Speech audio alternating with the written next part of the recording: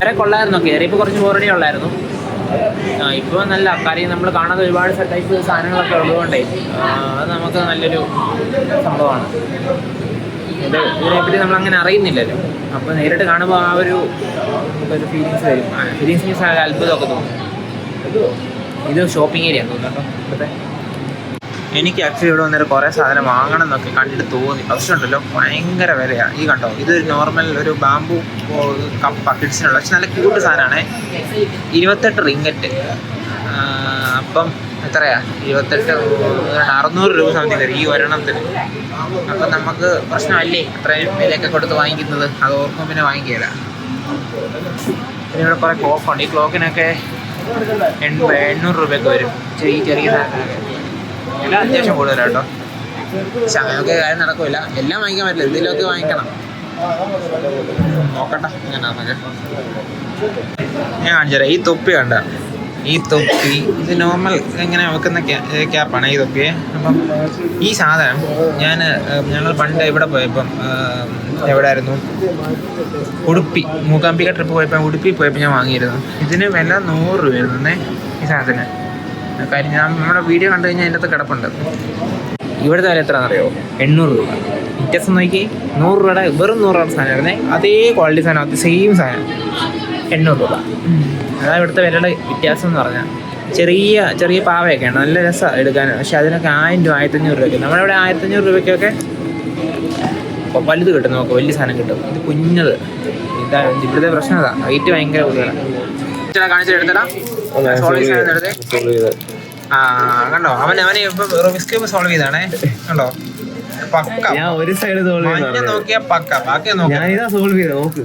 അതാണ് പാക്കറ്റ് പിന്നെ ആക്കിയതാ. ഞാൻ ചന്തു സാഹസികമായിട്ട് ഇവിടുന്ന് സോൾവ് ചെയ്തിരിക്കുന്നു. അവർക്കൊരു എളുപ്പമാർക്കും ഉണ്ടാക്കിക്കൊണ്ടിരിക്കുന്നു.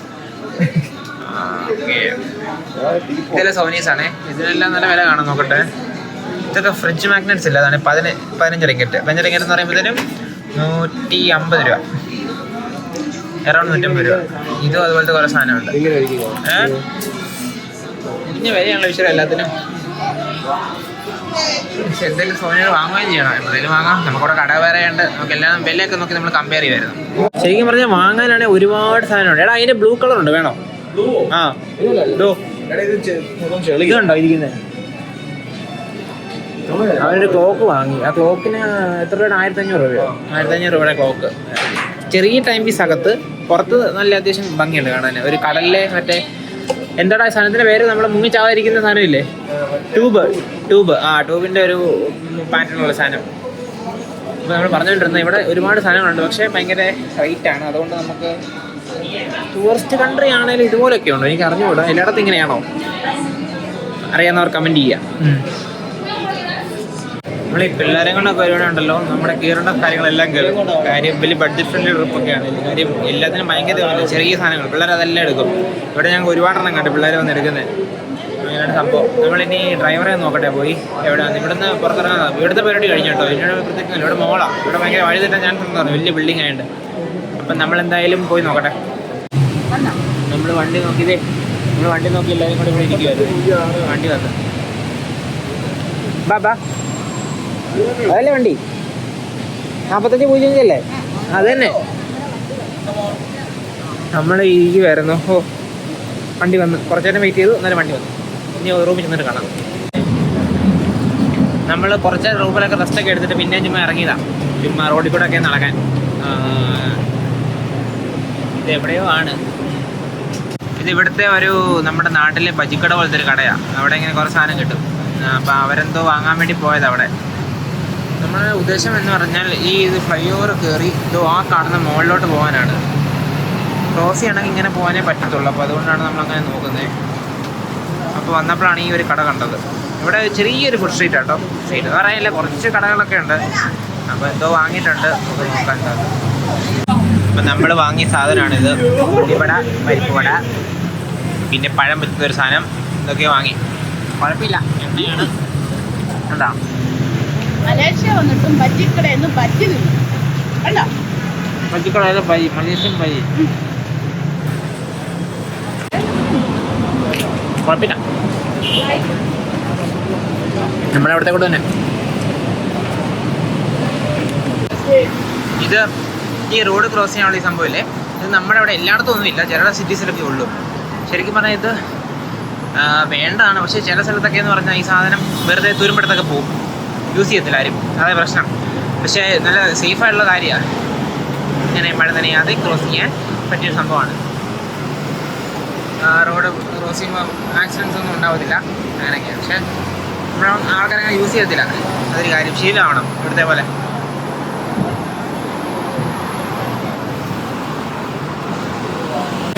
ഇവിടെ വണ്ടിക്കൊന്നും അങ്ങനെ സ്പീഡ് ലിമിറ്റ് ഇല്ല, ഇല്ലെന്ന് തോന്നുന്നു. നല്ല പറന്നാ പോകുന്നത്. ചാവട്ടി ഹൈവേ അല്ലേ, ചാവട്ടി വിടുക, അങ്ങനെ ലിമിറ്റ് ഒന്നും എഴുതി വെച്ചെന്ന് കണ്ടുമില്ല. നമ്മൾ പോയ വണ്ടിയെല്ലാം ഭയങ്കര സ്പീഡായിരുന്നു.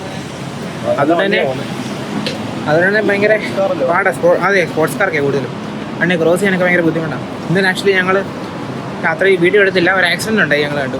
ഞാനും ചന്തു ഉണ്ടായിരുന്നു. ഒരു ചേട്ടൻ ബൈക്കിൽ നിന്ന് മറിഞ്ഞ് റോഡിൽ വീണ്ടു, ഒത്തിരിയില്ല വലിയ ഹൈവേയിൽ. അന്ന് തിരക്ക് കുറവായതുകൊണ്ട് രക്ഷപ്പെട്ടു. ഞങ്ങൾ ഓടിച്ചെന്ന് പുള്ളി എടുത്തു. ഒരു സൗത്ത് ആഫ്രിക്ക ആളായിരുന്നു. പുള്ളി ബ്രേക്ക് പോയതാണ് പെട്ടെന്ന്, ചെറിയ ബൈക്ക്, കുഴപ്പമൊന്നുമില്ല. അപ്പോൾ അതാ പ്രശ്നം, പുറകിൽ നിന്ന് വണ്ടി വരുമ്പോഴത്തേനും പെട്ടെന്ന് ചവിട്ടിയെ കിട്ടില്ല, അത്ര സ്പീഡിൽ വരുന്നുണ്ടേ. നല്ല സ്മൂത്ത് ഹൈവേ, ഒറ്റ കട്ടർ പോലും ഇല്ല. അറിയാമല്ലോ, പുറത്തെ രാജ്യങ്ങളിൽ അങ്ങനെ ആയിരിക്കുമല്ലോ. അങ്ങനെ കണ്ടോ, ആ കാണുന്ന നമ്മൾ റോഡ് ക്രോസ് ചെയ്യുമ്പോഴേ ആക്ച്വലി ഇങ്ങോട്ട് വന്നതാണ്. ആ ഫ്ലൈ ഓവർ ഇവിടെ ഉള്ളായിരുന്നു. എന്നിട്ട് ഈ മുകളിൽ കയറാൻ വേണ്ടിയിട്ട് ഇവിടുത്തെ വലിയൊരു മാള. മടുത്തു, വെയിലില്ലടാ, വെയിൽ മടുക്കാതെ ഇങ്ങനെ ക്രോസ് ചെയ്യാൻ പറ്റാത്തതുകൊണ്ട് നമ്മളിവിടെ വന്നതാണ്. വേറെ പ്രശ്നമൊന്നുമില്ല, നമുക്കറിയത്തില്ലല്ലോ, നമ്മൾ സീനാക്കണ്ടല്ലോ എന്ന് പറഞ്ഞ് വന്നു. നമ്മളെവിടെ പോയി എല്ലായിടത്തെ റൂൾസൊക്കെ നമ്മൾ ഫോളോ ചെയ്യണം. നമുക്ക് മാളിലെത്തി നമുക്ക് കയറി നോക്കാം. അപ്പോൾ നമ്മൾ ലാലാപോർട്ടിൻ്റെ വെസ്റ്റ് എൻട്രൻസിൽ കൂടെ കയറിയേക്കാണ്. തണുക്കുന്നു, നല്ല തണുപ്പ്. കൊള്ളാം, നല്ല സ്ഥലം. ഞാൻ കണ്ണാടി വെച്ചോണ്ടാ കുറച്ച് ഡിമ്മായിട്ട് തോന്നുന്നു. ഡിമ്മല്ലായിരുന്നു ആക്ച്വലി കേട്ടോ. നാളെ കയറി ചുമ്മാ നടക്കാം, പതുക്കെ നടക്കാം, അധികം വിശക്കാത്ത രീതിയിൽ. വിശന്ന് കഴിഞ്ഞാൽ കഴിക്കേണ്ടി വരും. കുറച്ച് ബജ്ജി കഴിച്ചതേ ഉള്ളൂ. നമുക്ക് നടന്നു നോക്കാം. ബന്ധം ഇത് ഇവിടുത്തെ ഒരു അനീമി സ്പോട്ടാണ്. നമുക്ക് അനീമികളെ പറ്റി വലിയ ധാരണ ഇല്ലെങ്കിലും അനീമികളുടെ പല കിഴിൽ ഐറ്റംസ് ഉണ്ട് ഇവിടെ. വൺ പീസ് മാത്രമല്ലടാ, ഇത് അനീമി എല്ലാം ഉണ്ട്. കളിക്കാരെത്രയാണ് അതിൻ്റെ ഒരു സ്റ്റോളാണ് ഇത്. കൊള്ളാം, നൈസ്. ഈ സാധനം കണ്ടോണേ, ഇത് കുറേ ഫ്രൂട്ട്സ് അല്ല ഫുഡിൻ്റെ കുറേ സാധനങ്ങൾ ഞെക്കിക്കട. ഇത് ഞെക്കിക്കേ, ഇത് പഴമാണ് കണ്ടോ, ഞെങ്ങുന്നുണ്ട്. ഈ ഒരു മാങ്ങാപ്പഴം കണ്ടോ, ഞെക്കിക്കട കണ്ട, എല്ലാം അളിച്ചിരിക്കുന്ന പോലെ രസമാണ്. പക്ഷേ കൊള്ളാം, നല്ല ഇതാണ് ഇവിടുത്തെ പ്രത്യേകത. ഒരുപാട് വെറൈറ്റി സാധനങ്ങളുണ്ട്, പക്ഷേ അതിനനുസരിച്ച് വിലയുണ്ട്. ഇപ്പം നമ്മുടെ മോളിലെ പരിപാടിയെല്ലാം കഴിഞ്ഞ് ഇറങ്ങിയിട്ട് ഫുഡ് കഴിച്ചിട്ട് പിന്നെയും വെറുതെ ഇങ്ങനെ നടക്കുക ചെയ്തൊരു കടയിൽ കയറി. അത്യാവശ്യം മേക്കപ്പ് ഐറ്റംസ്, ക്ലിപ്പ്, അതുപോലെ ലേഡീസ് ഐറ്റംസ് ഒക്കെ ഇടുന്ന ഒരു കടയായിരുന്നു. ലേഡീസ് ഐറ്റംസ് മാത്രമല്ല കൂടുതലും അതാണ്. അപ്പോൾ അത് കുറേ വാങ്ങിയിട്ട് ഇങ്ങനെ ഇരിക്കുന്നു. ഓക്കെ, പ്രത്യേകിച്ചൊന്നുമില്ല ഈ വ്ളോഗിൽ. ചിലപ്പോൾ ഇത് നേരത്തെ തീരും, അല്ലെങ്കിൽ കുറച്ച് നേരം കഴിഞ്ഞ് തീരും. നോക്കാം. ഇത് കണ്ടു, ഇവിടുത്തെ വെള്ളമാണ്. ഒരു കുപ്പി ചെറിയ 4 ലിറ്റർ ഇല്ലെന്ന് തോന്നുന്നു. ഇത് 250 മില്ലി, 1.2 റിംഗറ്റ്. ഇത് 250 മില്ലി, 0.6. സംഭവം എന്താണെന്ന് വെച്ചാൽ ഇവിടെ വെള്ളത്തിന് പൈസ ഉണ്ട്. അതിപ്പോൾ നമ്മളൊരു കടയിൽ കയറിയിട്ട് ഫുഡ് കഴിക്കുമ്പോൾ കൂടെ വെള്ളം വേണമെങ്കിൽ വെള്ളത്തിന് ഒരു ഗ്ലാസ്സിന് 0.5 റിംഗറ്റ് വേണം. അതായത് 10 രൂപ ഒരു ഗ്ലാസ് കിട്ടും, ഒരു ഗ്ലാസ് വെള്ളം. നമ്മളവിടെ എന്തേലും വേണേൽ കുടിക്കാം, ഇവിടെ അങ്ങനെയല്ല, വെള്ളത്തിനും പൈസ. അപ്പോൾ കുറച്ച് നേരത്തെ ഷോപ്പിംഗ് ഒക്കെ നമ്മുടെ കഴിഞ്ഞു. കുറേ സാധനമൊക്കെ സൂപ്പർ മാർക്കറ്റിൽ കുറേ സാധനം വാങ്ങി. ഇനിയിപ്പോൾ കുറച്ച് നേരം റൂമിൽ പോയിരിക്കാമെന്ന് ഓർത്തു. ഇനി വൈകിട്ട് ഇറങ്ങാം. കുറച്ചുകൂടെ ഇപ്പോൾ സമയം 4:30 അപ്പം നാട്ടിൽ 2 മണി ആയിട്ടേ ഉള്ളൂ. അപ്പം നമ്മളൊരു 4:30 5 മണി വെയിലൊക്കെ താന്നിട്ട് ഒന്ന് ഇറങ്ങാമെന്ന് വിചാരിക്കുന്നു. എന്നിട്ട് വൈകിട്ട് നമുക്ക് കാണാം. അപ്പം അവൻ എന്തോ ജ്യൂസ് വാങ്ങി കൊടുത്തുന്നേക്കുന്നത്, പോയിട്ട് നോക്കാം. Lassi water, sugar, milk powder. ഇത്ര നേരം എങ്ങനെ ഉണ്ടായിരുന്നു? ഇന്ന് വലിയ രസമില്ല എന്നല്ല. ഇന്ന് കുറച്ച് നമ്മളായിട്ട് തന്നെ ഷോപ്പിംഗ് ഒക്കെ നടത്തി നമ്മളായിട്ട് തന്നെ എക്സ്പ്ലോർ ചെയ്ത് നിന്നത് കൊണ്ട് 4:30 മണിയായി. അതായത് നാട്ടിൽ 2 മണി. അതെ.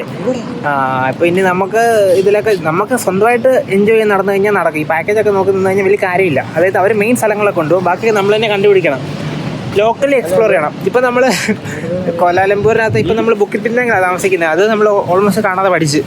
ഇപ്പം നമ്മളെ കണ്ണടച്ച് വിട്ടാൽ നമ്മൾ പോയി എല്ലായിടത്തും പോയിട്ട് കറങ്ങി വരും.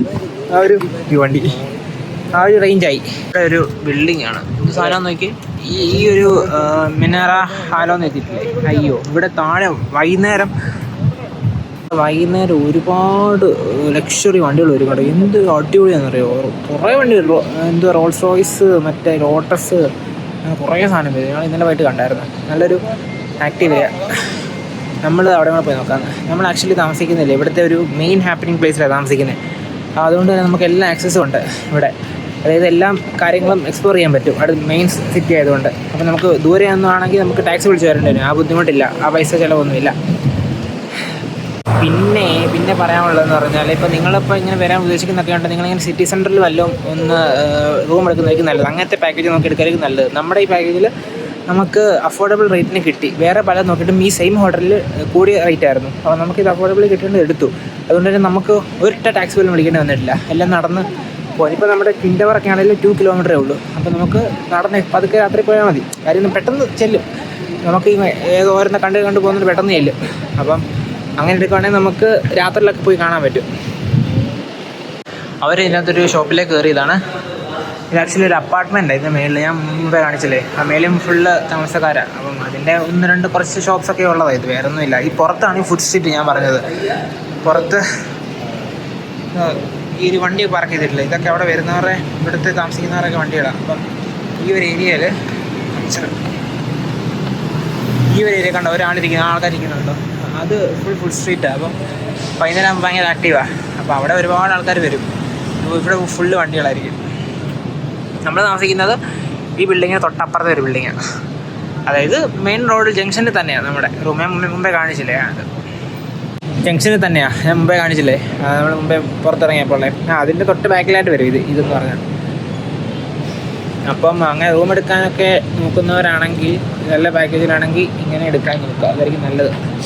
സിറ്റി സെൻറ്ററിലാകുമ്പോഴത്തേനും നമുക്ക് എല്ലായിടത്തും നൈറ്റൊക്കെ ഒരുപാട് എക്സ്പ്ലോർ ചെയ്യാൻ പറ്റും. ഇവിടെയൊക്കെ വന്നിട്ട് ലോക്കലി നമ്മൾ നൈറ്റൊക്കെ ഒരുപാട് പോകേണ്ടത് നല്ല അടിപൊളിയാണ്. അപ്പോൾ ഇങ്ങനെ നോക്കണം.